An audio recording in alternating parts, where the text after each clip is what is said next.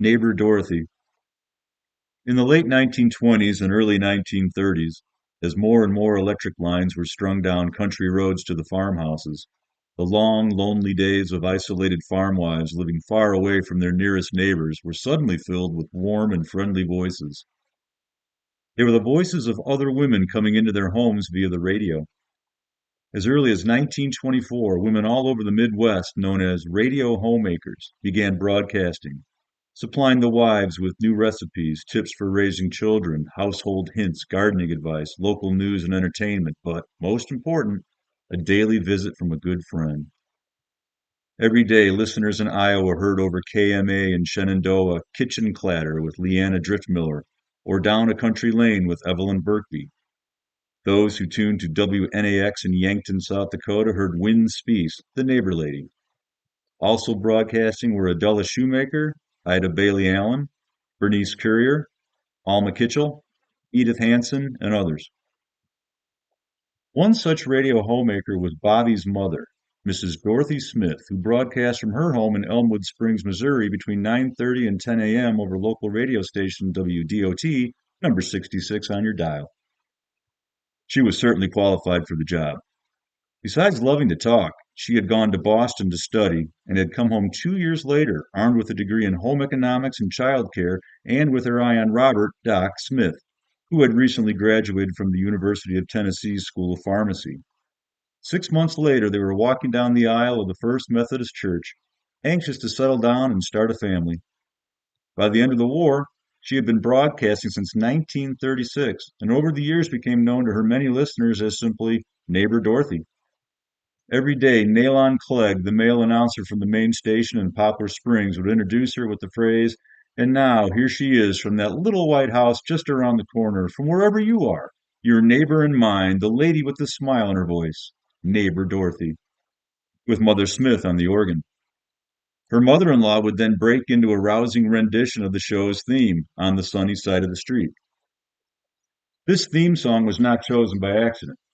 When Doc bought the house in 1934, he knew his wife would love to have plants blooming in every window, in and among all the little blue glass violins she collected, so he made sure the new house really was on the sunny side of the street. Neighbor Dorothy was a pleasingly plump woman with a sweet smile on her face, a face that eventually graced the cover of her cookbooks and billboards all over the Midwest. Most people, seeing her picture or listening to her calm and friendly, always cheerful radio voice, might never have guessed she had ever had a worry or a problem in her entire life. What most people did not know, and she never talked about, was their first child, a 4-year-old little blond boy named Michael. Dorothy had thought it was just another childhood fever or maybe a cold coming on, certainly nothing serious, but by mid-morning he had started going into convulsions. He died quite suddenly and with little warning. One day he was laughing and alive, and the next day he was gone. The doctors said it had been an unusually virulent bacterial infection that had hit him overnight, and by 5:30 that afternoon, he was dead. They never found out exactly what it was or why he had gotten it, but by the time they reached the hospital, the infection had already spread and settled in his lungs. No one can ever really be prepared for the death of a loved one, but losing a child is surely the worst pain a human being will ever have to bear. It struck them so suddenly and so hard that Doc's mother, a widow, moved into the house to take care of them. After a while, Doc went back to work, but Dorothy was still unable to do anything except sit in the little boy's room and stare at the bed. She couldn't eat no matter how Mother Smith tried, and she couldn't sleep unless she took one of the pills Doc got for her. Though the doctors repeatedly told her there was nothing anybody could have done, she never really believed it. She questioned it over and over in her mind. She asked herself 100 whys and what ifs, and she couldn't find one answer that made any sense. At that time, Doc was little or no help. If anything, she resented the way he had seemingly just gone on with his life as if nothing had happened. He wouldn't even talk about it with her, and when she tried, he just walked out of the room. She was young and did not know that men deal with grief in different ways. Doc, who was also young, was mistakenly trying to hold himself together to be strong for her.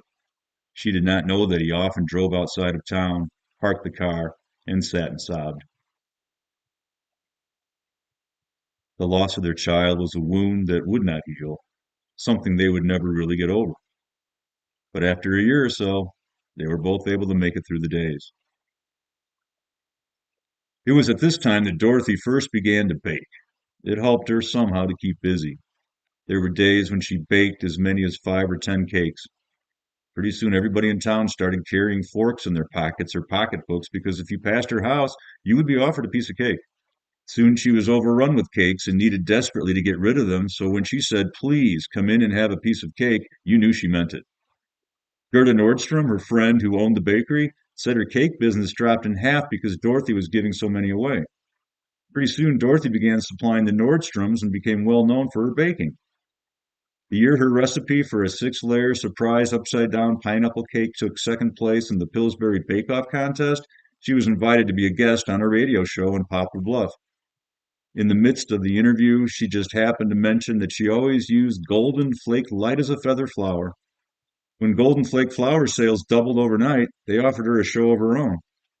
Soon the large radio tower with the red light on the top went up in the backyard and she was on the air. Later, after Anna Lee was born, she and Doc began to be their old selves again, although the little blond boy was not forgotten. Life went on pretty much as usual until one day when Dorothy was 43, long after either one of them had given it a thought, life changed again. The doctor informed her that she was not, as she had suspected, going through the change of life, but was pregnant. And seemingly out of a clear blue sky, along came Bobby, who turned out to be a real change of life baby in every sense of the word. Standing in the rainbow, Fanny Flagg.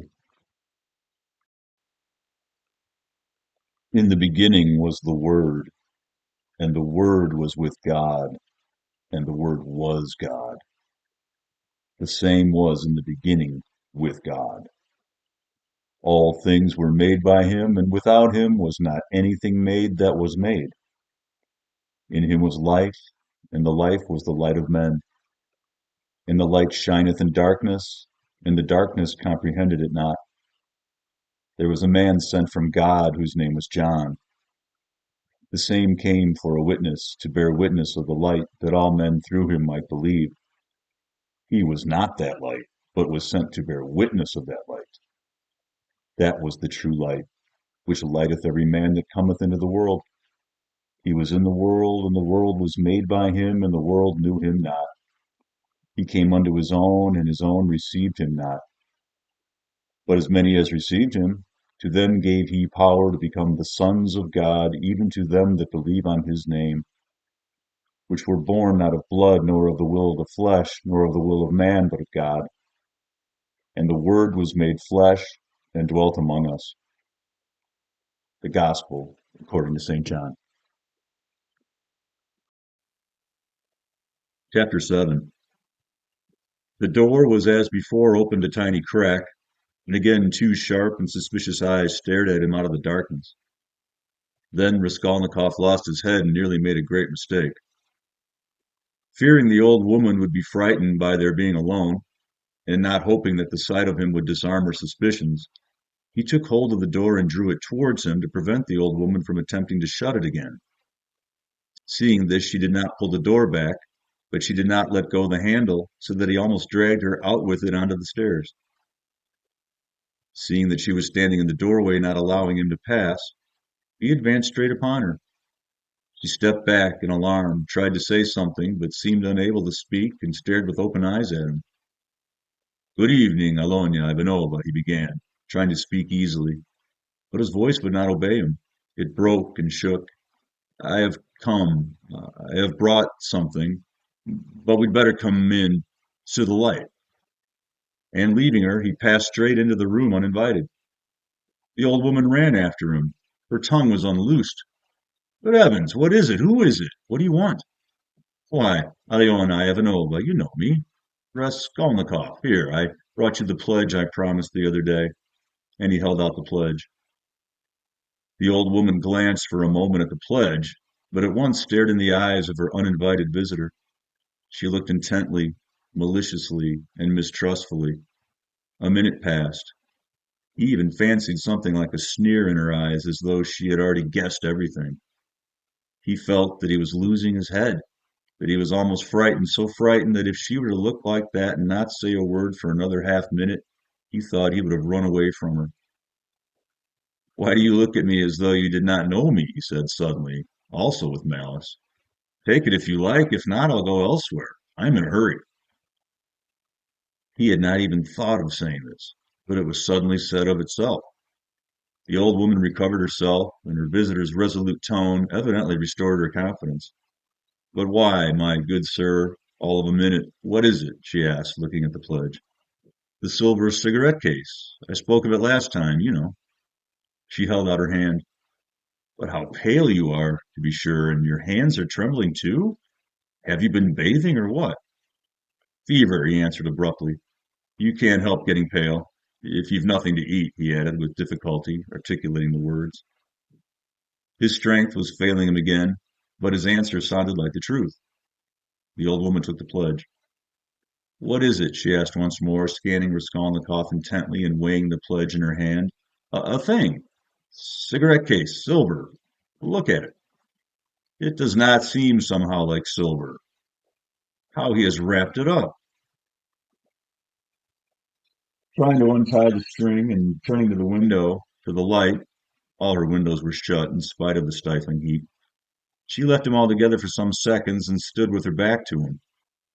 He unbuttoned his coat and freed the axe from the noose, but did not yet take it out altogether, simply holding it in his right hand under the coat. His hands were fearfully weak. He felt them every moment growing more numb and more wooden. He was afraid he would let the axe slip and fall. A sudden giddiness came over him. But what has he tied it up like this for? The old woman cried with vexation, and moved towards him. He had not a minute more to lose.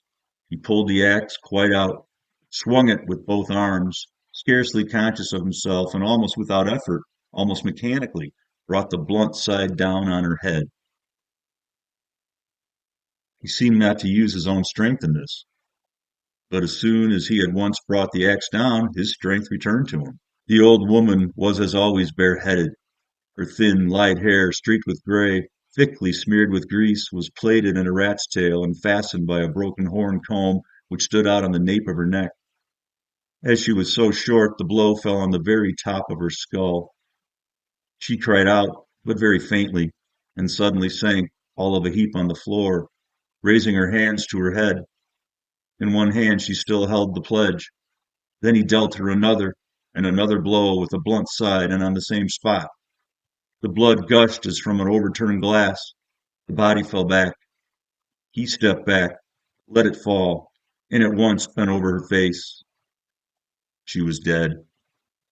Her eyes seemed to be starting out of their sockets. The brow and the whole face were drawn and contorted convulsively.